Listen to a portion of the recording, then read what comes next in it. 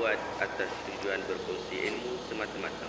Ia tidak dibuat untuk menghina atau menjatuhkan kredibiliti mana-mana pihak, organisasi atau jabatan.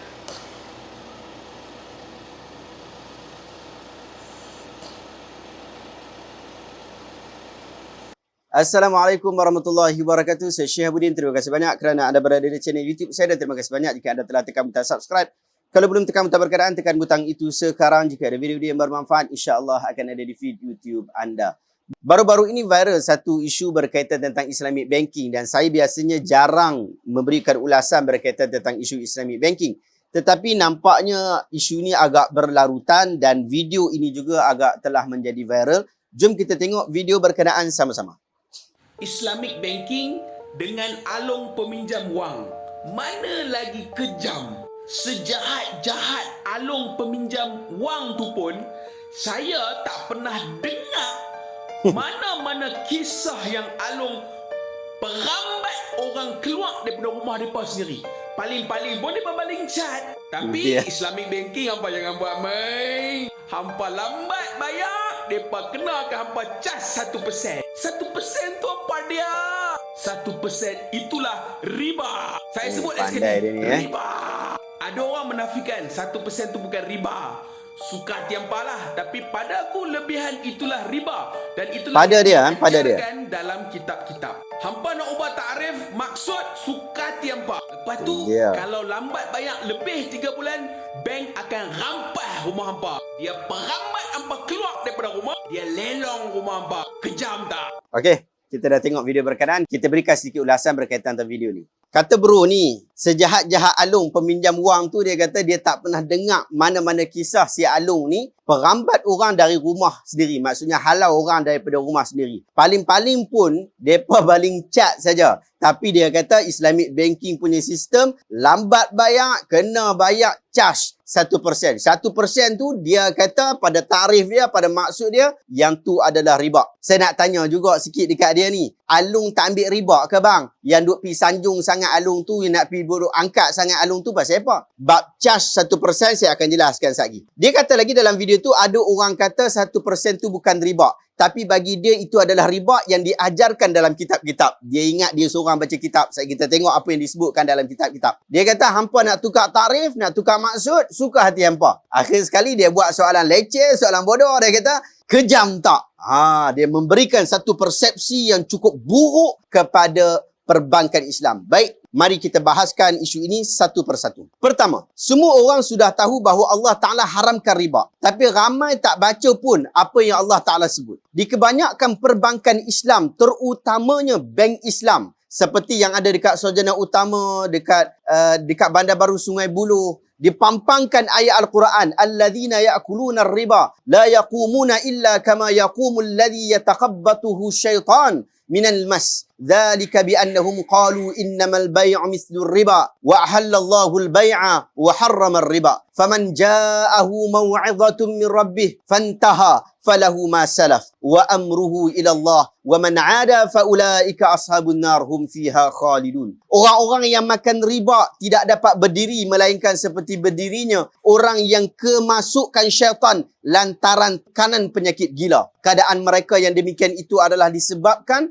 mereka berpendapat sesungguhnya jual beli sama saja dengan riba. Padahal Allah Ta'ala telah menghalalkan jual beli dan Allah Ta'ala telah mengharamkan riba. Orang-orang yang telah sampai kepadanya larangan dari Tuhannya lalu terus berhenti dari mengambil riba, maka baginya apa yang telah diambilnya dahulu sebelum datangnya larangan dan urusannya terserah kepada Allah. Orang yang kembali mengambil riba, maka orang-orang itu adalah penghuni-penghuni neraka, mereka kekal di dalamnya. Anda boleh rujuk dalam surah Al-Baqarah ayat 275. Ayat ini menjelaskan tentang pertama, dosa memakan harta riba dan melakukan transaksi ribawi. Yang kedua, Allah umpamakan orang yang makan riba ini macam orang gila, tak tahu beza yang baik dengan yang buruk, sehingga mereka boleh kata jual beli itu sama saja macam riba, sedangkan jual beli itu benda lain, riba itu benda lain, dia tak sama. Yang ketiga, Allah Ta'ala tunjukkan cara untuk kita bertaubat. Siapa yang dah pernah melakukan riba, dia bertaubat dan tak mengulanginya, Kalau ulang, dia memang buat pasal. Sebab dia dijanjikan dengan tempat di dalam api neraka. Termasuk salah satu daripada dosa-dosa besar, iaitu mengulangi transaksi riba. Sahabat-sahabat, jika meneliti ayat ini, kita faham bahawa ada orang yang memang tak faham tentang riba, sehingga dia kata jual beli tu sama saja macam riba. Tapi sebenarnya tak sama. Macam tu jugalah hari ini, ada orang yang tak faham. Mereka sangka riba itu adalah jual beli. Kedua-dua ini sama saja keadaan mereka. Iaitu macam orang gila yang tak faham sepatah pun apa orang kata. Bank-bank di Malaysia yang menggunakan sistem Islamic banking, kesemua mereka adalah syarikat perniagaan yang sama macam Makcik Kiah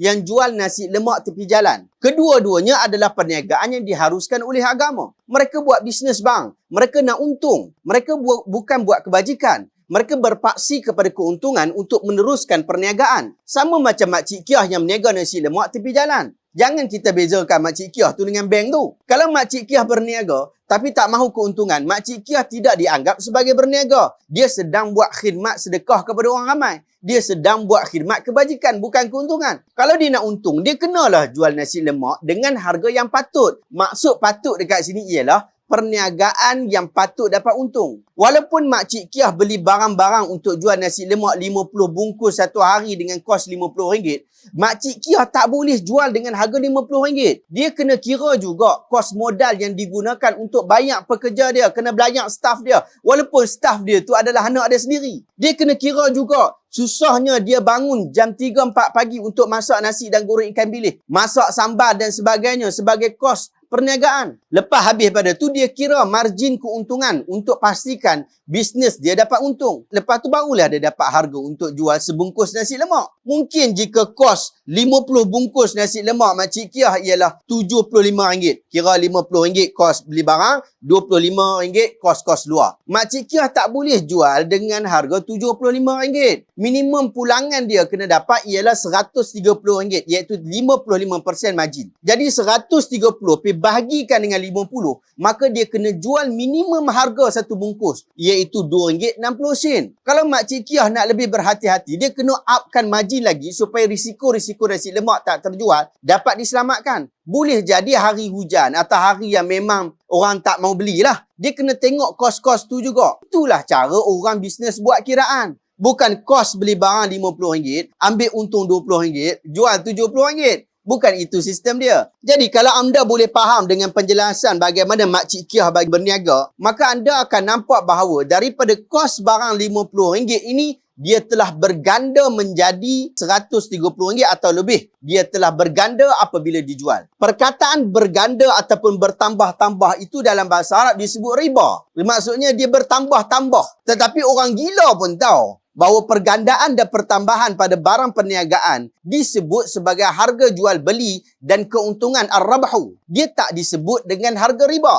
Macam itulah juga dengan bank-bank Islam. Mereka ni buat bisnes. Mereka ni businessman, businesswomen. Jadi lebihan itu dianggap sebagai harga jual beli berdasarkan kontrak yang telah ditandatangani. Yang jadi masalah riba ni ialah hutang atau pinjaman. Sedangkan bank-bank Islam, dia tak buat hutang, tak buat pinjaman, dan sangat sedikit yang ambil konsep qardul hasan yang boleh dianggap sebagai pinjaman juga. Tapi pinjaman ni tak berapa menguntungkan bank. Jadi bank tak ambil banyak dalam isu qardul hasan. Dia banyak ambil dalam produk-produk yang lain. Yang buat hutang ni yang banyak, yang ada hutang-hutang, buat loan banyak ni, pinjaman-pinjaman peribadi, pinjaman-pinjaman perumahan dan sebagainya. Yang ni kebanyakannya adalah bank konvensional. Yang dibuat bank Islam kebanyakannya adalah pembiayaan, bukan pinjaman. Sebab apa? Sebab dia nak lari daripada riba. Pembiayaan ni macam mana? Awak nak beli rumah harga RM300,000 daripada Penaju Glomex Sdn Bhd. Tapi awak tak ada duit nak bayar dekat Glomex RM300,000.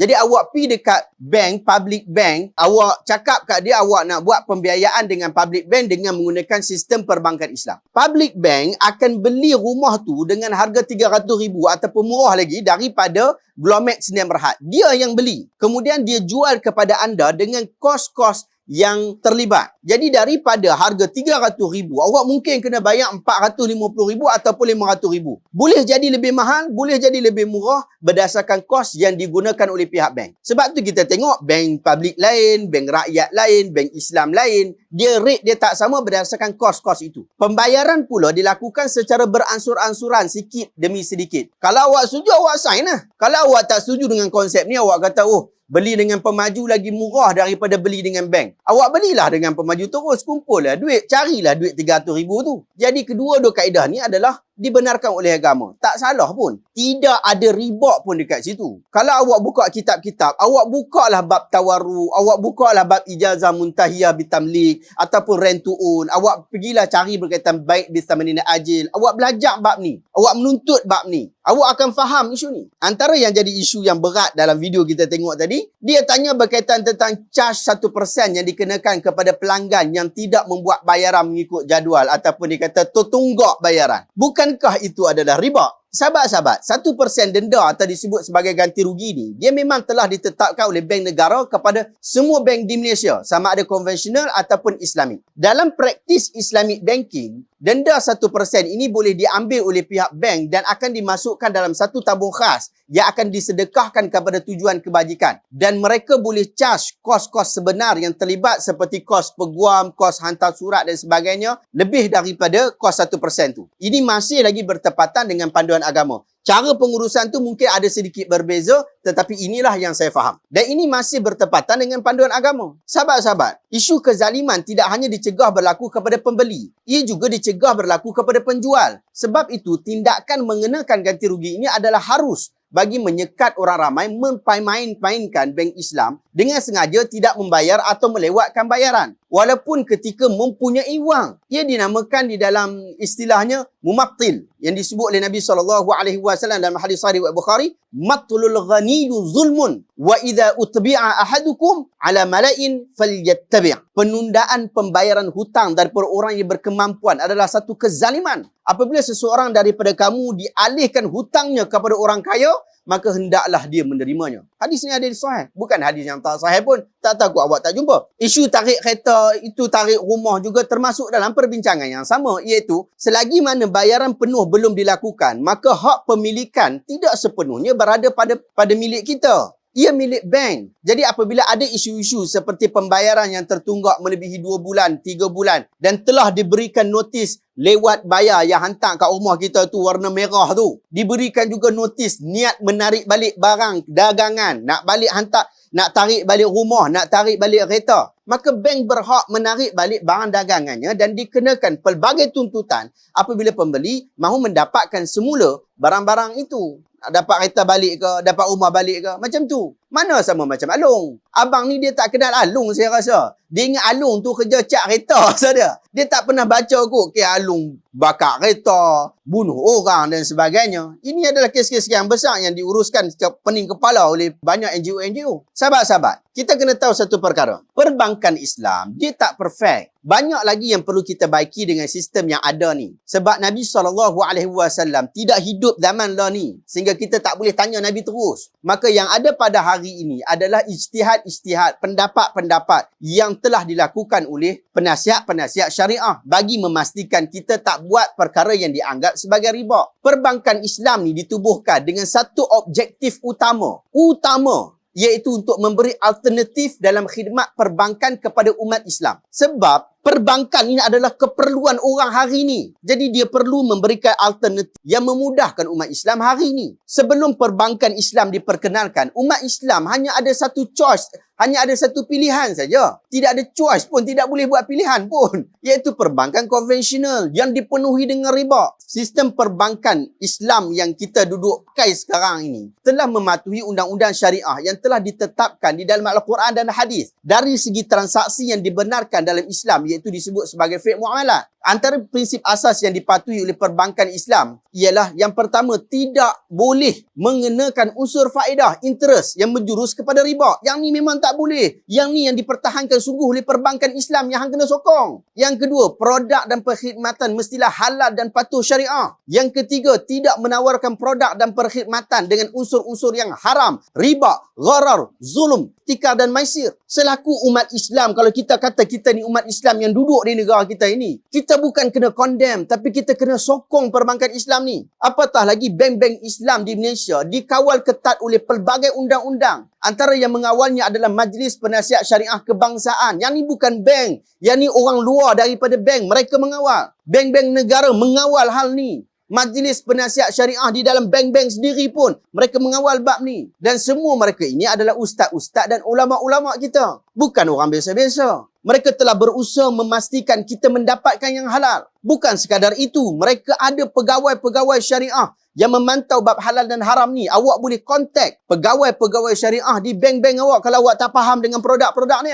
Tapi kalau awak tak puas hati juga nak kata bank Islam ni masih mengamalkan riba, sedangkan mereka masih berusaha secara bersungguh-sungguh berperang dengan riba. Anda dilindungi dalam Akta Perkhidmatan Kewangan Islam tahun 2013 yang memberi hak kepada anda untuk mencabar di mahkamah sekiranya produk yang dibuat itu tidak patuh syariah, hasil kegagalan dan kecuaian penasihat syariah. Bawa pergi mahkamah. Kalau menang, awak dapat 8 juta. Saya boleh cabang abang kita ni, pi bawa kes ni kat mahkamah. Jangan duk perlekeh ustaz-ustaz kita, ulama-ulama kita yang bertukus lumus di dalam perbankan Islam. Jangan perlekeh mereka. Mereka itu telah berusaha sehabis baik untuk memastikan kita mengambil produk-produk yang halal dan thayyibah. Awak duk ingat mereka nak tukar istilah? Awak nak ingat mereka menukar maksud sesuka hati ke? Tidak. Mereka amanah di dalam hal ini. Hormat mereka dengan hal ini. Jangan awak pergi letakkan satu perkara kezaliman kepada diri mereka. Awak suka-suka hati je pergi tuduh macam tu. Ini bahaya dan ini berat. Awak telah menghasut orang sehingga orang merasa perkara yang halal itu syubhah. Merasa perkara yang halal itu haram. Sedangkan yang ni telah melalui prosesnya. Saya dah tengok dalam TikTok abang ni, banyak benda-benda yang merapu, merepek, meraban berkaitan tentang perbankan Islam yang dia duk kempen. Yang duk pergi dengki sangat dengan bank Islam ni pasal apa? Ada dapat komisen daripada bank-bank konvensional ke?